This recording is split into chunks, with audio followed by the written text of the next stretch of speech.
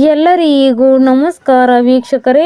2025 ವರ್ಷದಲ್ಲಿ ಶಾಲಾ ಕಾಲೇಜು ಮಕ್ಕಳು ಈಗಾಗಲೇ ಸಾಕಷ್ಟು ರಜೆಗಳನ್ನು ಪಡೆದುಕೊಂಡಿದ್ದಾರೆ. ಮಳೆಯಿಂದಾಗಿ ಮತ್ತು ದಸರಾ ಹಬ್ಬದ ಕಾರಣ ಈಗಾಗಲೇ ಶಾಲಾ ಕಾಲೇಜು ಮಕ್ಕಳು ಸಾಕಷ್ಟು ರಜೆಯನ್ನು ಪಡೆದುಕೊಂಡಿದ್ದಾರೆ. ಶಾಲಾ ಕಾಲೇಜು ಮಕ್ಕಳ ಪಠ್ಯಕ್ರಮಗಳು ಬಾಕಿ ಉಳಿದುಕೊಂಡಿರುವ ಈ ಸಮಯದಲ್ಲಿ ಶಾಲಾ ಕಾಲೇಜು ಮಕ್ಕಳಿಗೆ ಮತ್ತೊಂದು ರಜೆ ಘೋಷಣೆಯಾಗುವ ಸಾಧ್ಯತೆ ಇದೆ ಸ್ನೇಹಿತರೆ. ನವೆಂಬರ್ 6ರಂದು ಕರ್ನಾಟಕ ಬಂದ್ಗೆ ಕರೆ ಕೊಡಲಾಗಿದೆ.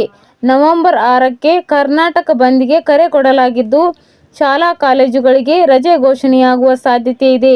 ಹಾಗಾದರೆ ನವೆಂಬರ್ 6ಕ್ಕೆ ಕರ್ನಾಟಕ ಬಂದ್ಗೆ ಕರೆ ಕೊಟ್ಟಿರುವುದು ಏಕೆ? ಶಾಲಾ ಕಾಲೇಜು ಮಕ್ಕಳಿಗೆ ರಜೆ ಘೋಷಣೆ ಆಗುತ್ತಾ? ಇವೆಲ್ಲವುದರ ಬಗ್ಗೆ ಸಂಪೂರ್ಣ ಮಾಹಿತಿಯನ್ನು ಈ ವಿಡಿಯೋದಲ್ಲಿ ನಾವು ನಿಮಗೆ ತಿಳಿಸಿಕೊಡ್ತೀವಿ. ವಿಡಿಯೋ ತುಂಬ ಇಂಪಾರ್ಟೆಂಟಿವ್ ಆಗಿದೆ, ಎಲ್ಲೂ ಸ್ಕಿಪ್ ಮಾಡದೆ ನೋಡಿ.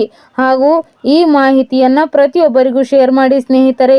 ಕರ್ನಾಟಕದಲ್ಲಿ ಕಬ್ಬು ಬೆಳೆಯುವ ರೈತರಿಗೆ ಅನ್ಯಾಯವಾಗಿದೆ ಅಂತ ಆರೋಪ ಮಾಡಿ ಈಗ ಕರ್ನಾಟಕ ಬಂದ್ಗೆ ಕರೆ ಕೊಡಲಾಗಿದೆ.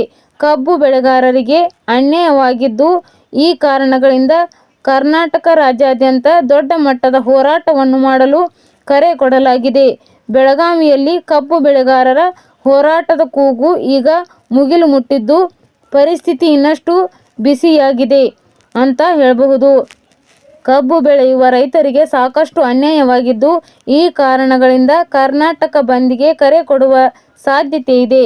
ಒಂದು ವೇಳೆ ರೈತರು ಕರ್ನಾಟಕ ಬಂದ್ಗೆ ಕರೆ ಕೊಟ್ಟರೆ ಶಾಲಾ ಕಾಲೇಜುಗಳಿಗೆ ರಜೆ ಘೋಷಣೆಯಾಗುವ ಸಾಧ್ಯತೆ ಇದೆ.